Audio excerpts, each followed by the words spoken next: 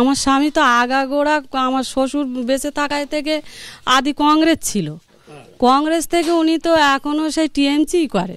মোফাজ্জেল হ্যাঁ, তৃণমূলের কোনো পোস্টে আছে? হ্যাঁ, উনি তো এই 24 উনি তো এতে দাঁড়িয়েছিল, টিএমসির নেতায় দাঁড়িয়ে পঞ্চায়েত সমিতি দাঁড়িয়ে পঞ্চায়েতে দাঁড়িয়েছিল, এই বুথেরই সভাপতি বলছেন? হ্যাঁ হ্যাঁ হ্যাঁ। আচ্ছা, এই খুনের ঘটনায়, রেজ্জাক খান খুনের ঘটনায় আপনার স্বামীকে গ্রেফতার করা হলো কেন?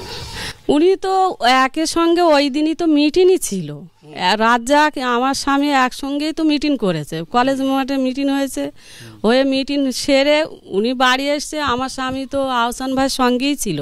এবার ওই খবর উঠলো যে এই অবস্থা, উনি আহসান ভাইয়ের গাড়িতে গেল, গিয়ে আবার দেখলো, দেখে বাড়ি এসছে, হঠাৎ ভালো মনে ওনাকে ডাকলো, ডেকে নিয়ে গেল। আমি জানিও নি যে থানার অফিসার ফোন করেছে ওই দিন কি রাত, হ্যাঁ রাতেই।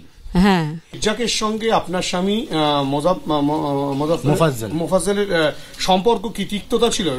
না না না না, কিছুই ছিল না, উনি তো ভাই ভাইয়ের মতো চলতো। রাজ্জাক ভাই তো আমার বাড়িও আসতো, এসে খাওয়া দাওয়া